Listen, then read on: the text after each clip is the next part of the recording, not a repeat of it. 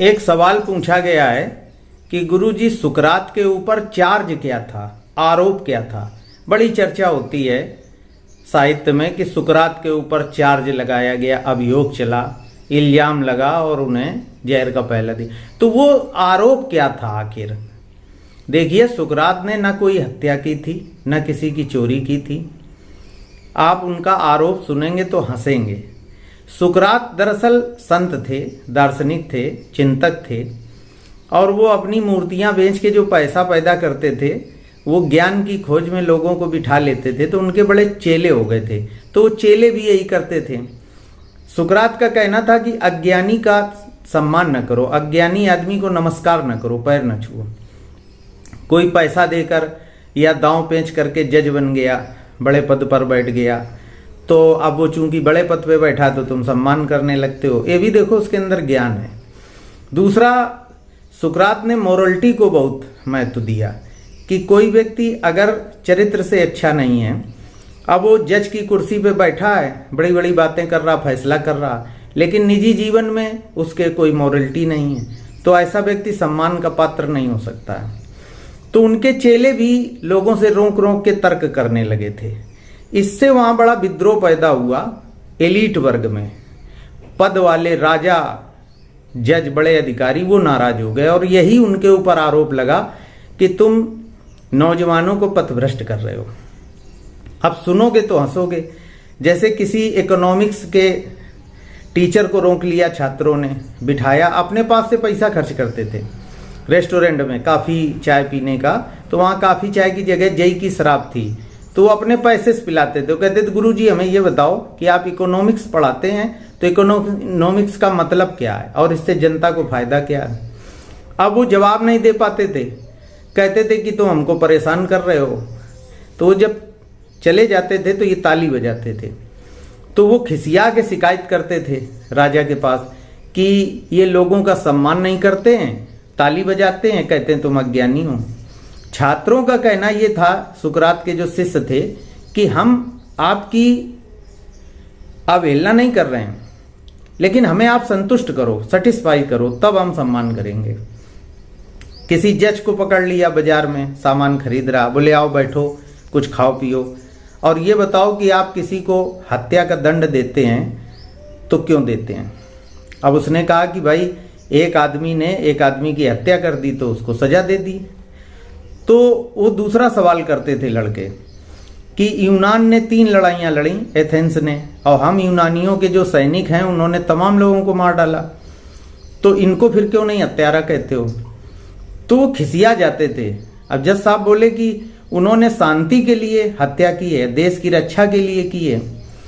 तो फिर ये तीसरा सवाल करते थे कि जब आप किसी को हत्या की फांसी की सजा देते हैं तो जो जल्लाद फांसी पे चढ़ाता है, तो वो जल्लाद फिर क्यों फांसी पे चढ़ाता है। वो तो ना तो राष्ट्र की रक्षा कर रहा, ना शांति के लिए कर रहा, वो तो आपके कहने पे उसको हत्या सूली पे चढ़ा रहा। तो कभी कभी जज लोग जवाब नहीं दे पाते थे, खिसिया जाते थे और शिकायत करते थे राजा से। ऐसे तमाम वहाँ पूजा हो रही तो उन्होंने पंडित जी से कहा, वहाँ भी यज्ञों का और देवी देवताओं की पूजा का विधान था एथेंस में, और मूर्तियां बनाते थे सुकरात भी स्वयं, सरस्वती की मूर्ति, इंद्र की मूर्ति।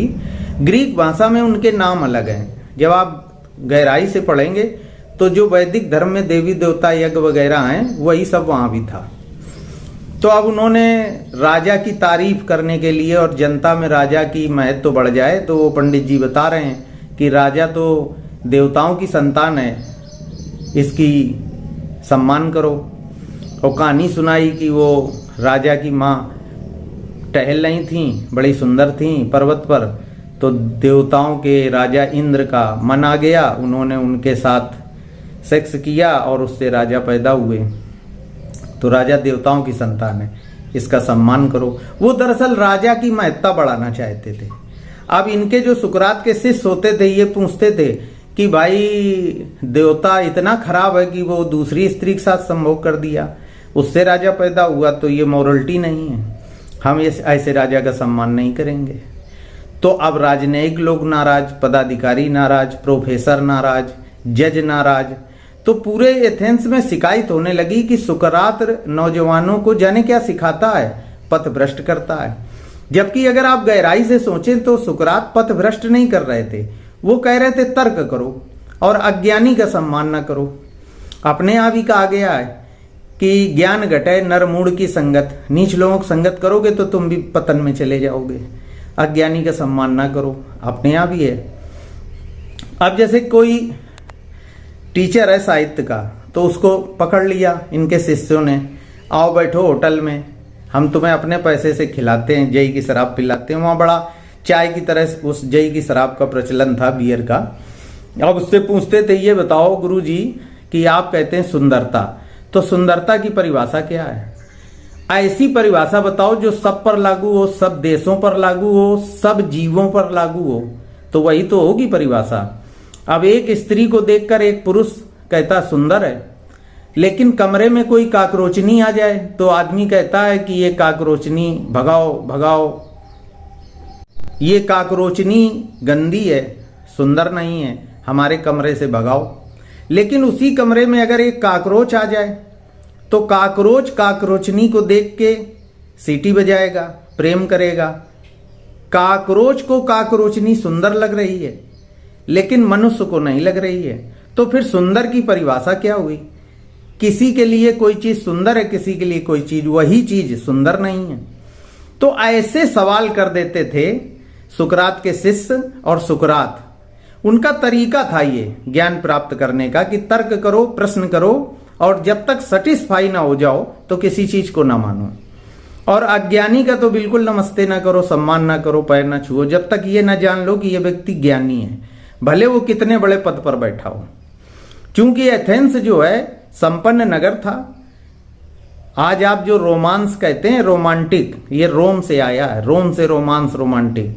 तो वहां भी नाटक, संस्कृति, नाच गाना, राजा, अदालतें, वहां भी सब संपन्नता थी। तो हम कोई आदमी पद पर बैठा, पता नहीं घूस देकर पद मिल गया हो, तो हम इस वजह से उसका सम्मान करें कि वो पद पे बैठा है। हम ये तो जान लें कि इसको ज्ञान कितना है।